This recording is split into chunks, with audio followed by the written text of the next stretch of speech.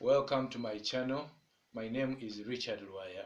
I am a manifestation coach, and the purpose of this video is to respond to the question that was asked by one of the subscribers to this channel, Mr. Alan Mugaga. His question was concerning one of the affirmations that I presented some time back, which says, "I now destroy and smash my untrue record that was engraved in my subconscious as a result of my vain imaginations. I return it back to its mother nothingness, where it came from, as a result of my vain imaginations." Now, he had three questions concerning this affirmation. Number one, what is the meaning of mother nothingness and vain imaginations? The second question was, how important is this affirmation in our lives? Third was, how often can one affirm or say this affirmation? Let me begin with the last two questions. How many times can one affirm? I will suggest two. Even me, I say it twice every single day, every morning and every night. The reason why I do so is because of its relevance in my life. This affirmation is like a cleanser in our subconscious. Ladies and gentlemen, I want you to remember that we have been taught wrongly for a very long time. We've been taught scarcity, resentment, lack, fear, and because of all these kind of teachings, almost 86% of our subconscious is negative. And because of this, each time we say this affirmation, we are cleansing our subconscious.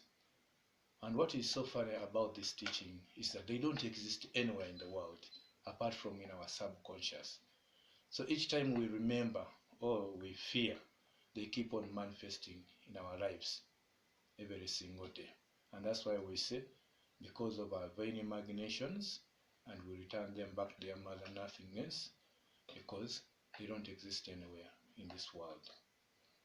But what is so dangerous about this teaching is that they does more harm than good into our lives. They make us uncomfortable. We live an uncomfortable life. We begin to think so little, to the extent that many of us will end up dying without having scratched even the surface of our potential. Let me explain how this teaching began. It began way back during civilization. I am not against civilization. I love civilization because civilization has given birth to technology, and technology has simplified life. Technology has made transportation very easy. Today you travel in different parts of the world within hours. Right now we are at the moon, soon we shall be at the stars, and that will be possible because of technology. Technology has made communication very simple. Today I'm able to speak to over 20,000 people within hours. And it's during this technology or during this time that this small group of people who are selfish and self-centered, who are greedy and stiff-necked, this group of men and women decided to begin these kind of lessons, which conditions us to think like a cow. You know, a cow lives the most depressing life on this planet Earth. A cow, if you don't take it to graze, it will starve to death, unlike other animals, which depends on themselves, on their hunting skills to survive in the jungle. But the cow is never free. Even when you take it to graze, it has a rope around the neck, which shows that it's always not free. And just with a few promises, a cow will give you the rest of its life. So the reason why they brought in these teachings is to condition us so that we can work for them for the rest of our lives, which is real so bad. Let me share with you how they have been sustaining these teachings from one generation to another. It normally begins when we are young. You know, a kid, a growing kid, whatever they get, they put into the mouth. And when they come across money, they put money into the mouth. And if the mother is around, or the aunt will say, "Baby, don't eat. Money is dirty." And that goes into the subconscious of the kid, that money is dirty. Remember, at that time, our subconscious is very fresh and very clean. And when the kid grows and reaches a certain time, a certain age, there is a time where kids don't want to eat. And you know what the mother or the father would do to make the kid eat the food? They will begin to tell stories of starving kids in China, in India, and in Africa. And that enters into the subconscious of the kid that there is little food to go around, which is a lie. There is so much food on this planet Earth, just like there is so much oxygen. There is always so much food in this world. Did you know that there is places in this world where they burn up food just to create scarcity of it so that the price can go high? So lack is just within our subconscious, but there is plenty of food. Now when the kid grows and reaches a certain age where they follow their mother to go to the supermarket, when they come across these nice doors, they are very excited, they want to have everything. That is within our nature. We would like to have anything that would possibly make us happy. But when the mother comes, say, no, child, you can't have everything. And when the kid asks, mommy, why? The mother will respond by saying, we can't afford it. And that is another limitation that goes into the what? Into the child's subconscious. That in this world you can't have everything, which is wrong. In this world we can afford to have everything that our heart desires. And now when the kid grows and reach in that teen age where they like to watch movies so much, the kid will come rushing to mommy. Mommy, can I have $30? And the mother will say, what do you need that money for? So I just want to go and watch a movie. He said, what do you take me for? Where do you think I get all that money? Do you think money grows on tree?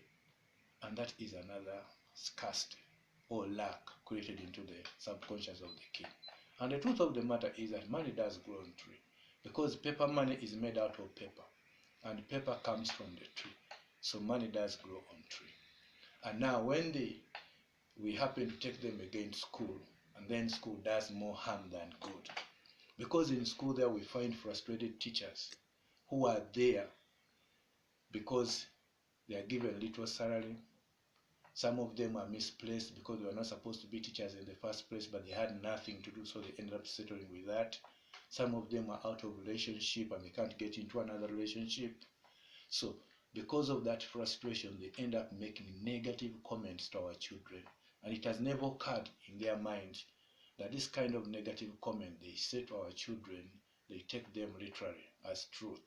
And they end up living their lives according to those statements until somebody interrupts. I wonder how a professional teacher will call a kid stupid because he has failed a certain number. I want to let you know, teachers, that kids are very strong and they have strong shock absorber. That's why they are able to attend to you, because you find one class you have 7 teachers bringing different subjects but teaching the same child. That shows that they are very strong, they have strong shock absorber. The fact that they can attend and do everything that you give them. So when they fail just a certain number, it is not wise to call them stupid. These kids are genius, because if you prepare a competition and you invite in a fish and invite in a monkey and a cheetah, and then you say the competition is about running, definitely the cheetah will be the champion. It doesn't make the fish and the monkey stupid. Because if you change it the other way around and say now the competition is about swimming, definitely the fish will be the champion. It does not make the monkey and the cheetah stupid. Because if you change the competition now, you say it is about climbing a tree, definitely it is the monkey that is going to be the champion. Now it doesn't make the fish and the cheetah stupid.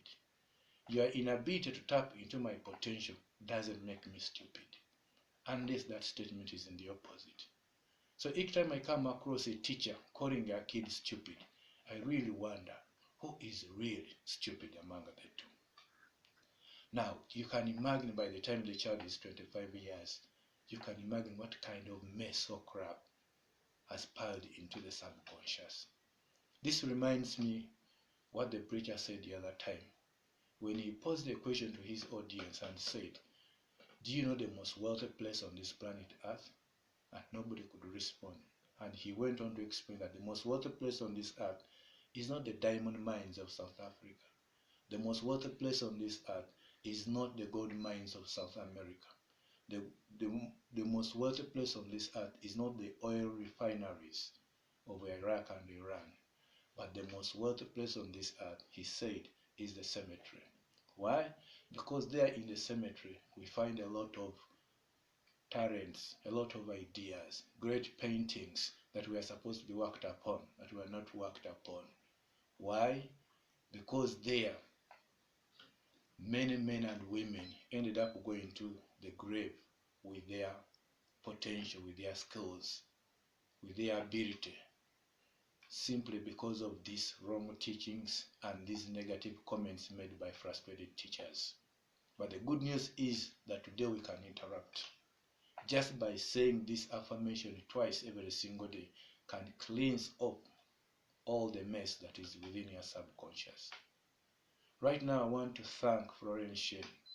She has passed away many years ago, but her teaching is making a great and tremendous change in the lives of millions of people across the world. I invite you to read her books, especially The Game of Life, Secret Success. These books are fantastic. If you read them, you never remain the same. In fact, this is where I got this affirmation from.